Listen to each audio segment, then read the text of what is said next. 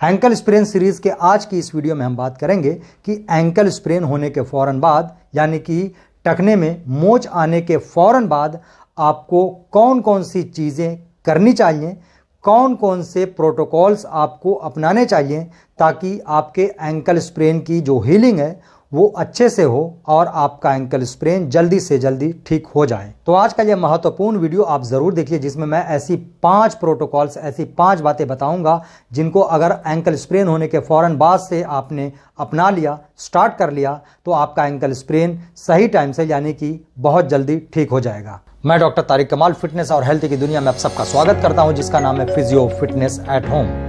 दोस्तों, ankle sprain में होता क्या है कि जो हमारा एंकल है वो ट्विस्ट हो जाता है, मुड़ जाता है, बेंड हो जाता है, जिसकी वजह से लिगामेंट में, खास तौर से एटीएफएल लिगामेंट में एक खिंचाव आ जाता है, लिगामेंट पुल हो जाती है, जिसके परिणाम स्वरूप एंकल में हमें दर्द, स्वेलिंग और कुछ दिनों के बाद स्टिफनेस की शिकायत आने लगती है। अगर आपने सही तरीके से सही समय पर एंकल स्प्रेन को हैंडल नहीं किया तो ये प्रॉब्लम, चाहे वो स्वेलिंग हो, दर्द हो या स्टिफनेस हो, ये बहुत ही लंबे समय तक खींच जाती हैं और आगे चलकर आपको चलने फिरने में भी बहुत ज़्यादा दिक्कत हो सकती है। तो आज का ये वीडियो आप देखिए, जिसमें हम ऐसी 5 बातों पर चर्चा करेंगे जो आपको एंकल स्प्रेन होने के फौरन बाद ज़रूर अपनानी चाहिए, जिससे आपके एंकल स्प्रेन की जो नेचुरल हीलिंग होती है वो सही समय पर हो जाए, जल्दी हो जाए और आपका एंकल स्प्रेन जल्दी से ठीक हो जाए। तो आइए अब उन 5 ज़रूरी प्रोटोकॉल्स के बारे में बात करते हैं जो आपको एंकल स्प्रेन होने के फौरन बाद स्टार्ट कर देना चाहिए।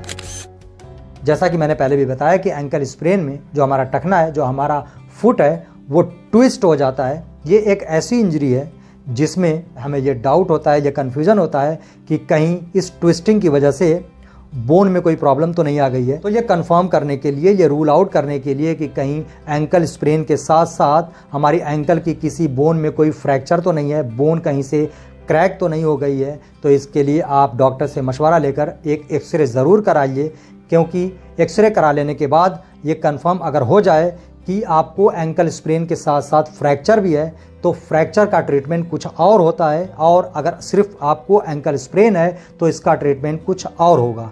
तो सबसे पहला जो काम होता है ये रूल आउट करना कि आपको एंकल स्प्रेन ही है या साथ साथ में आपको फ्रैक्चर भी है। हमारी बॉडी के अंदर कहीं भी किसी भी तरह की कोई इंजरी होती है तो शुरुआती कुछ दिनों के अंदर 48 घंटा या 72 घंटों के अंदर बर्फ़ की सिकाई बहुत ही कारगर साबित होती है। जिस दिन आपको एंकल स्प्रेन हुआ उसी दिन से 4 या 5 दिनों के लिए अच्छी तरीके से दिन में 4 बार, 5 बार, 15 मिनट के लिए इस तरह से अगर आप बर्फ़ की सिकाई या आइस पैक लगाते हैं तो आपके एंकल का जो पेन है, स्वेलिंग है, वो ठीक हो सकता है। प्रोटेक्शन यानी कि चोटिल हुए और खिंच चुके लिगामेंट को बचा कर रखना ये बहुत ही ज़रूरी होता है।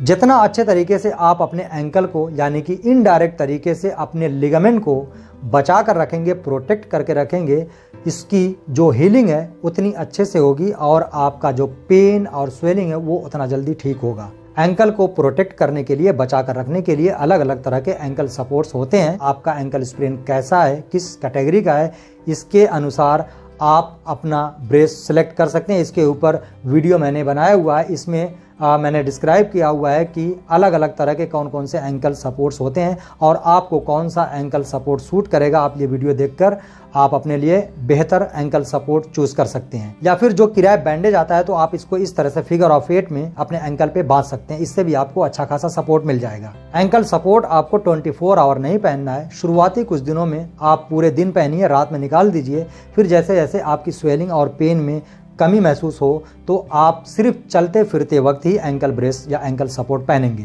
स्प्रेन होने के बाद शुरुआती कुछ दिनों तक के लिए आप अपने एंकल को, या ये कहें कि लिगामेंट को, रेस्ट देना बहुत ही ज़रूरी, बहुत ज़रूरी हो तभी वॉक करिए। जैसे कि किचन में जाना या टॉयलेट बाथरूम जाना, इतना ही आप वॉक करिए, और जब भी वॉक करें एंकल सपोर्ट के साथ वॉक करें। एंकल को यानी कि इंजर्ड स्ट्रक्चर को जितना ज़्यादा आप रेस्ट देंगे, रिकवरी उतनी फास्ट होगी और उतना जल्दी आपका पेन और स्वेलिंग कम होगा।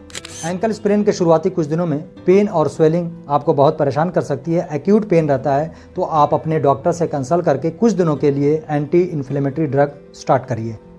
आखिरी और बहुत ही इंपॉर्टेंट प्रोटोकॉल, एक्सरसाइजेज। किसी भी इंजरी, खास तौर से जॉइंट के आसपास की इंजरी में जो आसपास की मसल्स होती हैं वो वीक हो जाती हैं, और एंकल स्प्रेन के केस में चूँकि शुरू के कुछ दिन आप एंकल को रेस्ट पर रखते हैं, ब्रेस यूज़ करते हैं, तो इसकी वजह से भी जो मसल यूज़ में नहीं आती हैं तो वो धीरे धीरे वीक पड़ने लगती हैं। तो यानी कि दोनों वजहों से आपकी जो एंकल के चारों तरफ की मसल्स हैं वो बहुत ही वीक हो जाती हैं। मसल्स में स्ट्रेंथ डेवलप करने के लिए, उनमें मजबूती लाने के लिए एक्सरसाइजेज बहुत ही ज़रूरी हैं, क्योंकि आगे चलकर जब आप अपने नॉर्मल रूटीन में वापस आएंगे, आपका चलना फिरना दोबारा स्टार्ट होगा अच्छे से, तो वीक मसल्स के ऊपर आप जब स्टार्ट करेंगे चलना तो वो पेन करने लगेंगी, स्वेलिंग आपकी बढ़ जाएगी। इसी के उल्टे आप डेली रूटीन में आने से पहले या साथ साथ इन मसल्स में स्ट्रेंथ डेवलप कर लेते हैं तो आपको चलने फिरने में किसी भी तरह की दिक्कत नहीं होगी। इसके अलावा एंकल में जो एक स्टिफनेस आ जाती है तो